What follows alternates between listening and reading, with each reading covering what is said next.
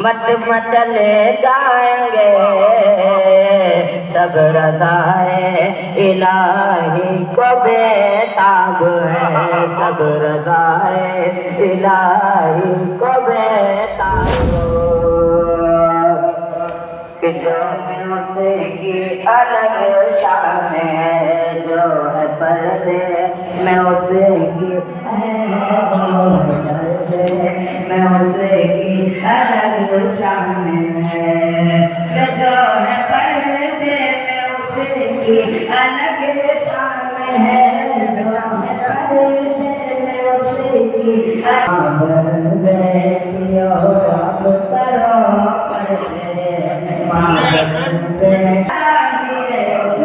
मदरसा गौसिया फैजुल इस्लाम का सीधी तस्वीरों में हम दिखा रहे हैं। और आज जैसा कि आप सभी को मालूम है कि आज यहाँ हर साल की तरह इस साल भी दस्तारबंदी है, जिसमें इस मदरसे में जो बच्चे तालीम लेते हैं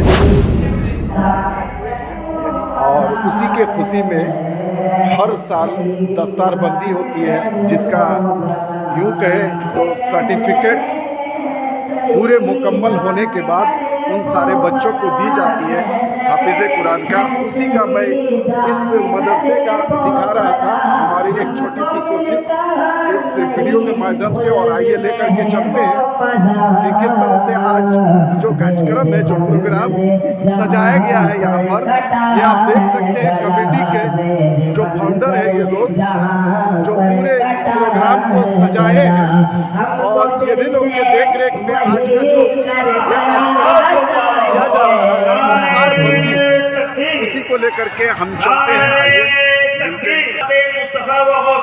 ये आप देख सकते हैं थोड़ी देर बाद खुसूसी मेहमान बड़े बड़े आते हैं यहाँ पर और बृहद पैमाने बनता है हर साल की तरह इस साल भी। और ये आप देख सकते हैं अज़मत मुस्तफ़ा वही करबला चाहिए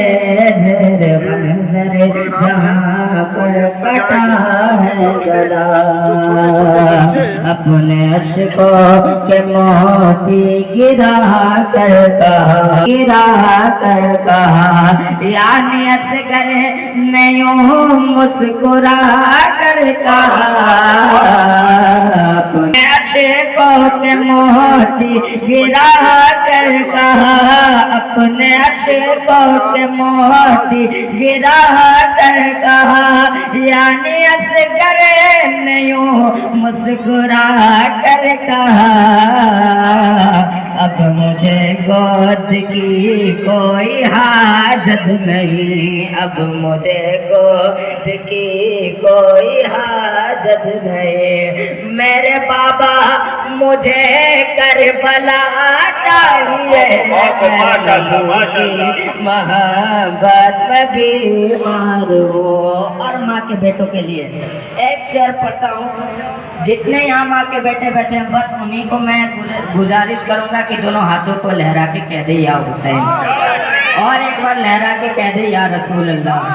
मैं नबी की मोहब्बत में बीमार हूँ,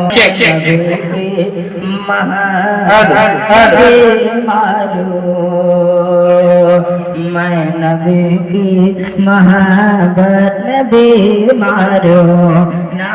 दस्तारबंदी जलसा होता है अज़मत मुस्तफ़ा कॉन्फ्रेंस के नाम से जो किया जाता है, यहाँ पर जो बच्चे मदरसे में जो तालीम लेते हैं, हाफिज़ कुरान बनते हैं, उनका वो दस्तारबंदी और सर्टिफिकेट पगड़ी भी दी जाती है। और उस समय बृहद पैमाने पर बहुत बड़े जलसे का प्रोग्राम किया जाता है। और मैं सीधी तस्वीरों में आप सभी को उसी जगह से मैं दिखाने का प्रयास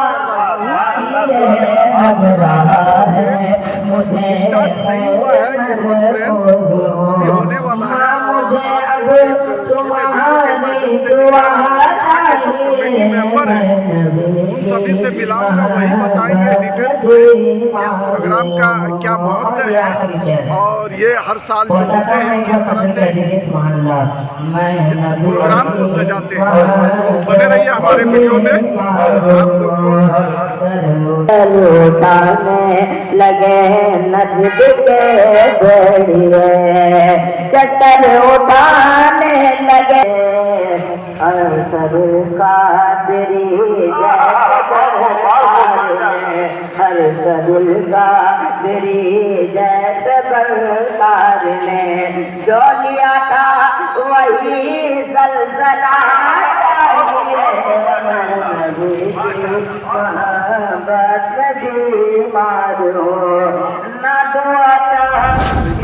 आदाब।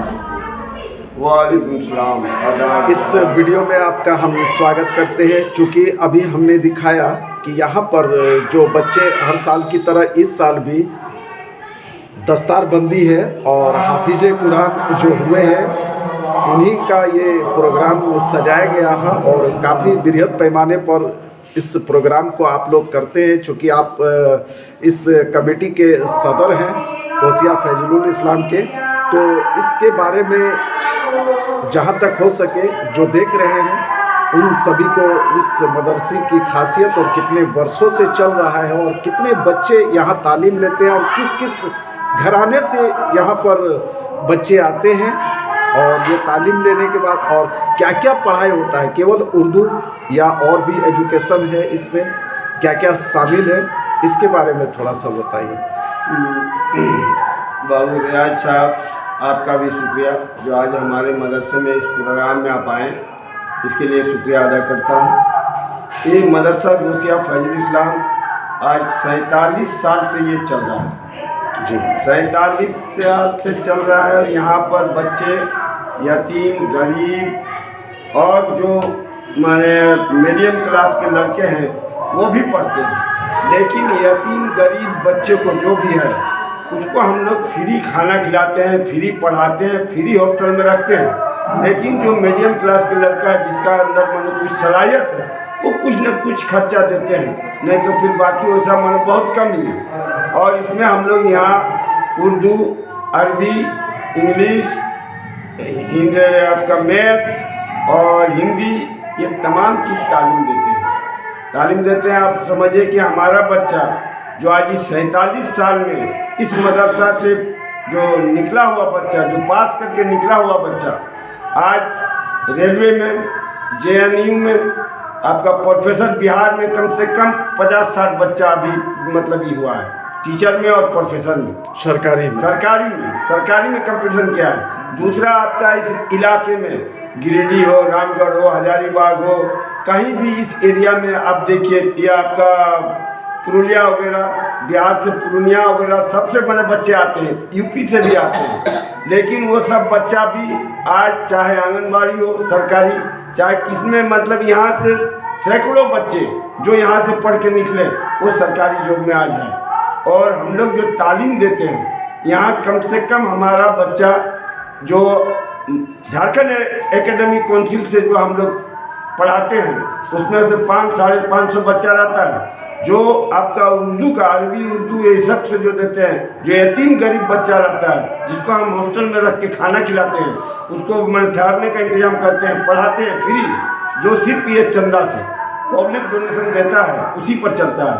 वैसा बच्चा हम 150 के लगभग रखते हैं, 150 बच्चा हम रखते हैं, उसको पढ़ाते हैं, उसको हम मैंने उसको कामयाब बनाते हैं, चाहे हाफिज बनाए, कारी बनाए, मौलाना बनाए, जो भी इस तरह का होता है उसको बना के और उसको हम फील्ड में अपना रोजी रोटी कमाता है। और ये मदरसा समझिए कि बोकारो का पुराना बहुत बड़ा मदरसा है। ये मदरसा झारखंड सरकार से एफिलिएशन भी है, इससे पहले बिहार सरकार था, वहाँ का भी एफिलिएशन था, तो वो कंटिन्यू हो गया झारखंड सरकार में। आज इस मदरसा को अनुदान भी सरकार से टीचर के लिए कुछ न कुछ मिलता है, जो उससे हम लोग उससे में भी कुछ हम लोग का सहयोग हो जाता है। लेकिन मैं सरकार से यही मांग करता हूँ कि इस मदरसा जितना पुराना है और जितना दिन से चल रहा है और जितना बच्चे पढ़ते हैं, जो स्टाफ मतलब है सब बीएड किया हुआ है, कोई डीलेट किया हुआ है। हमारा यही डिमांड है सरकार से कि इस मदरसा को सरकार अपने पर ले और सरकारी मदरसा घोषित करे, अनुदान पर मत रखे इसको कम से कम टीचर को तनख्वाह सरकारी दे और सरकारी मतलब कि टीचर। यानी कि अभी तक देखा जा रहा है कि ये कमेटी के जानिब से हो या चंदे डोनेट आता है, उसी माध्यम से यहाँ के टीचर की सैलरी पे की जाती है। हाँ, और बच्चों का जो देख रेख है तमाम, जैसे कि उनका जो खाना खुराकी है यानी शिक्षा है, सारे इस कमेटी और अदर लोगों के सहयोग डोनेट से ही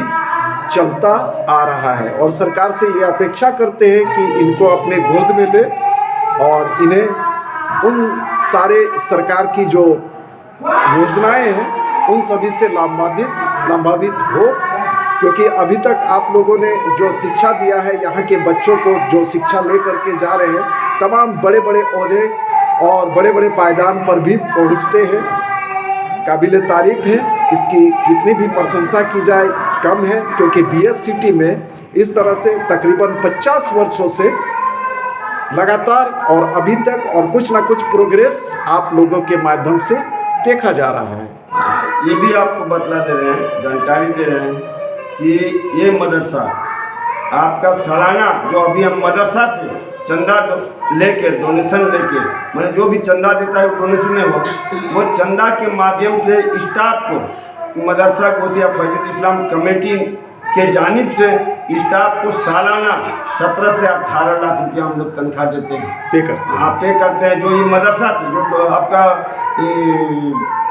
एप्लीकेशन वाला जो आता है, जो आपका अनुदान पैसा आता है, वो छोड़ के हम लोग को ये पेमेंट सरकारी मदरसा से पेमेंट दिया जाता है जो स्टाफ के लिए।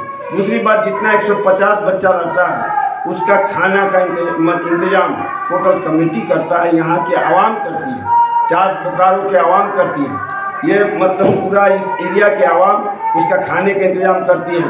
जैसे कि मतलब खाने में सिर्फ हमको 150 लड़का का 55 से 60 हज़ार रुपया महीना हमको खाना खिलाने में उन लोगों को लगता है। बाकी जो ठहरने का रूम है, जो उसका हॉस्टल है, वो तो मतलब ये बना है।